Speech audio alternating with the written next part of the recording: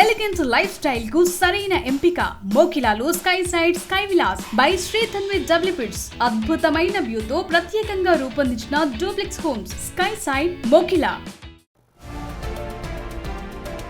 నిజామాబాద్ జిల్లా కమాన్పల్లి గ్రామానికి చెందిన చందు వారి కుటుంబ సభ్యులు దుబాయ్లో చిక్కుకుపోయారు. ప్రస్తుతం దుబాయ్లో నెలకొన్న యుద్ధ వాతావరణం కారణంగా అక్కడ చిక్కుకున్న వారు తీవ్ర భయాందోళనలకు గురవుతున్నారు. తాము నివసించే భవనం సమీపంలోనే క్షిపణులు పడటంతో ఆ కుటుంబ సభ్యులు రక్షణ పొందడానికి సురక్షితమైన బంకర్లలో తలదాచుకున్నారు. సైరన్ వినిపించిన వెంటనే ఏమాత్రం ఆలస్యం చేయకుండా తాము బంకర్లలోకి వెళ్తున్నామని వారు వెల్లడించారు. భారత ఎంబసీ అధికారులు తమకు అందుబాటులో ఉన్నారని, నిరంతరం కాంటాక్ట్ లో ఉంటూ తగిన సూచనలు చేస్తున్నారని బాధితులు తెలిపారు.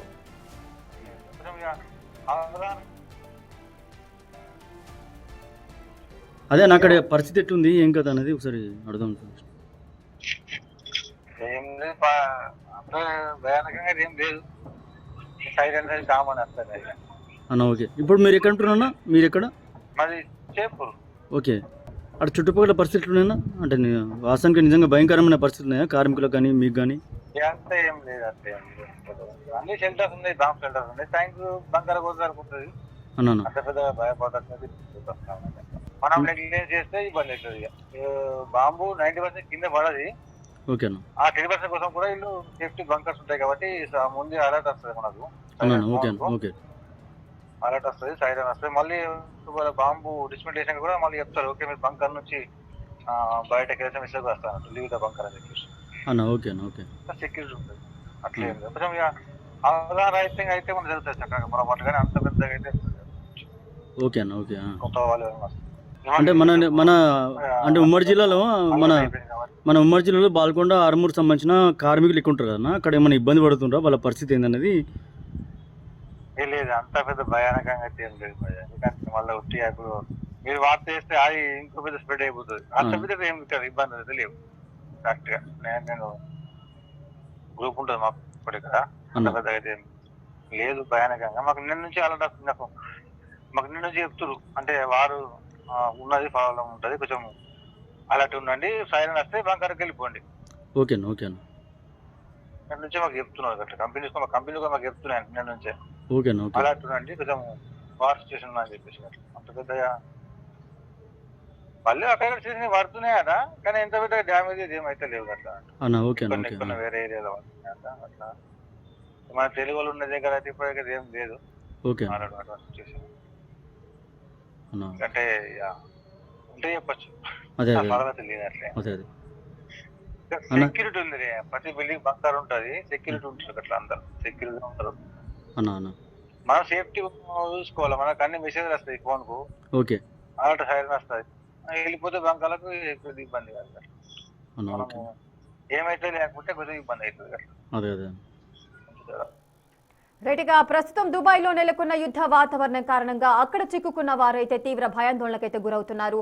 కొంతమంది చెబుతున్నారు తాము నివసించే భవనం సమీపంలోనే క్షిపణులు ఉంటున్నాయి, ఆ సౌండ్స్ వినిపిస్తున్నాయంటూ తీవ్ర భయాందోళనకు గురవుతున్నారు. భారత ఎంబసీ అధికారులు మాకు అనునిత్యం టచ్ లోనే ఉంటున్నారు, తగిన జాగ్రత్త చర్యలు సూచనలు ఇస్తున్నారు అంటూ మరికొంతమంది చెబుతున్నారు.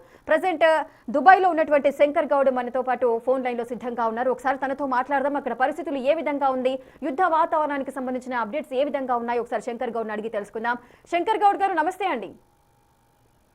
నమస్తే అండి. శంకర్ గౌడ్ గారు ఎక్కడ మీది? అంటే తెలంగాణనా ఆంధ్రప్రదేశ్, ఏ ప్రాంతం మీది? మాది తెలంగాణ అండి. తెలంగాణ, మాది జైత్యాల డిస్ట్రిక్ట్, మల్యాల్ మండల్, పోతాడ. సో నేను ఇక్కడ అల్గూజ్ లో ఉంటాను.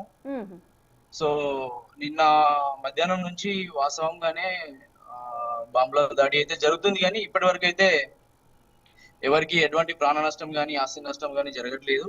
ఇక్కడ NCAMA national emergency crisis and disasters management authority కూడా మాకు వాళ్ళు సూచనలు ఇస్తున్నది. అండ్ ఇమీడియట్ గా టైం టు టైం మాకు మెసేజెస్ వస్తున్నాయి మొబైల్స్ కి, అలర్ట్ గా ఉండండి. సో బయటకి రావద్దు, బిల్డింగ్ లో కూడా బాల్కనీలోకి వచ్చి చూడద్దు. సో అని చెప్పేసి కిటికీల దగ్గర, డోర్స్ దగ్గర కూడా ఎవరు నిల్చోకూడదు అంటూ కూడా కొన్ని జాగ్రత్త చర్యలు చెబుతున్నారు. ఒకవేళ క్షిపణులు ఏదైనా పడినప్పటికీ కూడా ఎవరు కూడా ఎక్కువగా ఎఫెక్ట్ అవ్వకుండా ఉండాలంటూ కూడా జాగ్రత్త చర్యలు చెబుతున్నారు. ప్రజెంట్ మీరున్న ఆ ప్రాంతంలో, శంకర్ గౌడ్ గారు మీరున్న ప్రాంతంలో యుద్ధ వాతావరణం అనేది కనిపిస్తుందా? అంటే ఆ సౌండ్స్ కానీ అవన్నీ వినిపిస్తున్నాయా? యా నైట్ 12 గంటలకి మాకు ఎన్సీఏఎంఏ నుంచి మాకు మెసేజ్ వచ్చింది బయటకి, అంటే ఐ మీన్ కనిపించినాయి నాకు, పైనుంచి కనిపిస్తున్నాయి.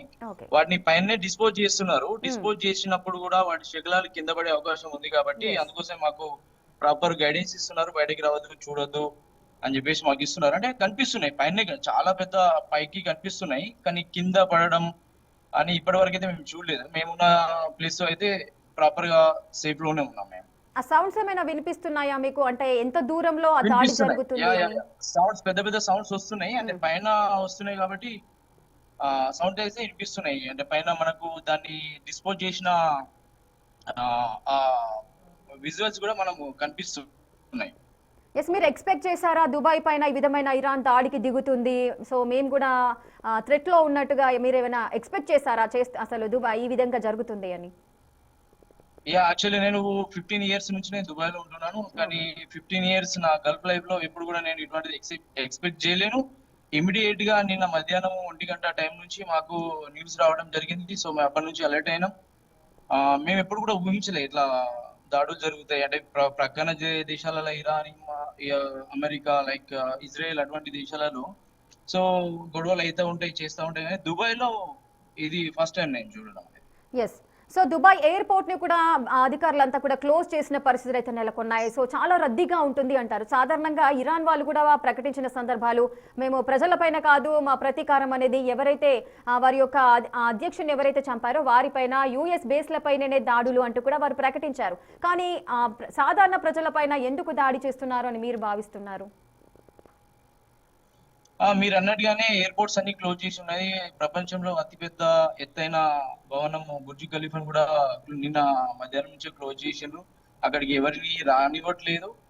అండ్ అట్లాగే అంటే ప్రజలపైన దాడి జరగట్లేదు.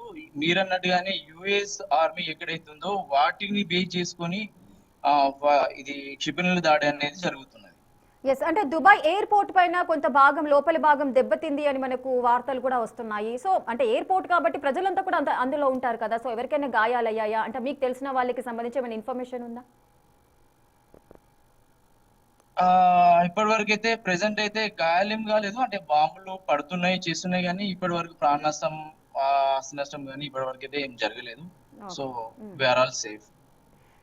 సాధారణంగా అప్పుడు దుబాయ్ లో మీరు ఉంటున్నారు కాబట్టి మీ కుటుంబ సభ్యులంతా కూడా దుబాయ్ లోనే ఉంటారా? ఎవరైనా తెలుగు రాష్ట్రాల్లో ఎవరైనా ఉన్నారా? అంటే వారు భయపడుతూ ఉంటారు, సో దుబాయ్ లో ఈ విధంగా జరుగుతుంది అని చాలా భయభ్రాంతులకు గురవుతూ ఉంటారు. ఎవరైనా కాల్స్ చేస్తున్నారా? ఎలా ఉంది పరిస్థితి? మాకు నిన్న నుంచి మాకు ఫోన్స్ వస్తా ఉన్నాయి. ఎప్పటికప్పుడు మేము వీడియో కాల్స్ లో మా ఫ్యామిలీ మెంబర్స్ తో, ఫ్రెండ్స్ తో కానీ మేము షేర్ చేసుకుంటున్నాం. మేము కూడా ధైర్యాన్ని ఇస్తున్నాం, ఎందుకంటే మేము ఇక్కడ భయపడి వాళ్ళకి ఏదో చెప్తే, ఎందుకంటే ఫేక్ న్యూస్ కూడా రూమర్స్ పుట్టిస్తున్నారు, అదంతా అవాస్తవం. ఇక్కడ మేము సేఫ్ గానే ఉన్నాం. యుఏఈ గవర్నమెంట్ మాకు పలు సూచనలు, సలహాలు ఇస్తున్నది. మేము అందరం సేఫ్, అందరం బాగానే ఉన్నాం. ఎస్, ఈ పరిస్థితులు ఇంకా ఎన్ని రోజులు ఉండే అవకాశాలు ఉన్నాయి? అంటే ఇన్ని రోజుల వరకు మీరు చాలా జాగ్రత్తగా ఉండాలి, ఇంట్లో నుంచి బయటికి రాకూడదు అని, అదే అలాగా ఏమైనా ఇన్ఫర్మేషన్ ఏమైనా వస్తుందా అధికార యంత్రాంగం నుంచి? మేబీ నిన్న మధ్యాహ్నం నుంచి జరుగుతున్నాయి కాబట్టి మేబీ రేపటి వరకు జరిగే అవకాశం ఉందని మనకు సమాచారం. అంటే మీకు ఏదైనా టెలిగ్రామ్ కానీ లేదంటే వాట్సాప్ గ్రూప్స్ ఉన్నాయి అంటే తెలుగు వారికి అందరికీ సంబంధించి ఎవరెవరు ఎక్కడ ప్రాంతాల్లో ఉంటారు, అక్కడ పరిస్థితులు ఏ విధంగా ఉన్నాయి, మీరు కాంటాక్ట్ చేసే ఏమైనా అవకాశాలు ఉంటున్నాయా? మేము తెలుసుకుంటున్నాము అబుదాబిలో కానీ ఇంకా వేరే పక్కన ఎమిరేట్స్ లలో. సో షార్జా అటు సైడ్ అయితే ఏం లేదు, మెయిన్ వచ్చేసి దుబాయ్ బేస్ చేసుకుని ఇది జరుగుతున్నది. సో అబుదాబిలో కూడా అంత పెద్ద ఏం లేదు, ఓన్లీ దుబాయ్ లోనే ఉన్నది. మేము ఫ్రెండ్స్ అందరం లైక్ ఎక్కడైతే మన వాళ్ళు ఉన్నారో మేము అడిగి తెలుసుకుంటున్నాం క్షేమ సమాచారాలు. సో వాళ్ళందరూ కూడా అక్కడ సేఫ్ గానే ఉన్నారు. ఓకే, సుమారు ఎంతమంది ఉండొచ్చు అండి తెలుగు వారు దుబాయ్ లో? అంటే మీకు తెలిసిన సమాచారం ప్రకారం ఎంతమంది ఉండొచ్చు అనుకోవచ్చు? అయితే మన తెలంగాణ రాష్ట్రం నుంచి సుమారు 4 లక్షల మంది తెలంగాణ వాసులు యుఏలో ఉన్నారు. ఓకే, సో వారందరి పరిస్థితి ఏ విధంగా ఉంది? అంటే ఒక్కొక్కరు ఒక్కో ప్రాంతంలో ఉంటూ ఉంటారు. సో మీకు తెలిసిన ఎవరైనా రిలేటివ్స్ కానీ ఎవరైనా ఉన్నారా? చాలా మంది ఉన్నారు తెలంగాణ నుంచి. మనకు చాలా మంది కొలీగ్స్ కానీ, రిలేషన్స్, ఫ్రెండ్స్ ఇతర ఎమిరేట్స్ లలో కూడా వాళ్ళు నివసిస్తా ఉన్నారు. సో మేమందరం సేఫ్ గానే ఉన్నాం, వాళ్ళు కూడా సేఫ్ గానే. ఎస్, అంటే మీరు ఈ మధ్య ఎప్పుడైనా ఇండియాకి వచ్చే అవకాశం ఏదైనా ఉందా? అంటే కొంచెం చాలా మంది భయభ్రాంతులకు గురవుతూ ఉంటారు, ఇంకా ఏం జరగబోతోందో అని. సో మీరు 15 years నుంచి కూడా దుబాయ్లోనే ఉంటున్నారు, ఎప్పుడు కూడా ఇటువంటి యుద్ధ వాతావరణం చూడలేదు అని అన్నారు. సో మీకు ఏమనిపిస్తుంది, ఇండియాకి రాబుద్ది అవుతుందా? సో ఎలా ఉంది పరిస్థితి? సో అక్కడ ఏమైతుందని అంటే ఇండియాలో ఏదైతే వార్తలు వస్తున్నాయో అక్కడ ఏవైతే వాళ్ళు ఎక్స్పెక్ట్ చేస్తున్నారో అంతగానం లేదు ఇక్కడ. ఎందుకంటే మేము లైవ్ లో ఉన్నాం కాబట్టి మేము చూస్తున్నాం కాబట్టి అంత పెద్ద ప్రాబ్లం ఏం లేదు. సో ఎక్కువ ఏదైనా ప్రాబ్లం జరిగితే ఇన్ ఫ్యూచర్ మేబీ రావడానికి ప్రయత్నం చేస్తాం. అంటే మనకు న్యూస్ లో మనం చూస్తూనే ఉంటాం కదా, సో ఆ ప్రాంతంలో ఈ విధంగా మిసైల్ దాడి జరిగింది, అప్పుడు దుబాయ్ ఎయిర్పోర్ట్ మీద కూడా మిసైల్ దాడి జరిగింది, కొంతమంది ప్రయాణికులు ఇబ్బంది పడుతున్నారు, ఈ విధమైన మనకు న్యూస్ వస్తుంది కాబట్టి అక్కడ ఉన్న తెలుగు వారి పరిస్థితి ఏ విధంగా ఉందో అన్న ఆలోచన ఉంటుంది. సో ఇప్పుడు మీరు మాతో మాట్లాడారు కాబట్టి అక్కడ అంతా సేఫ్ గా ఉన్నారు, ఎవరికి ఎటువంటి అపాయం జరగలేదు, క్షేమంగా ఉన్నారని మీతో మాట్లాడితే కానీ మాకు తెలియదు.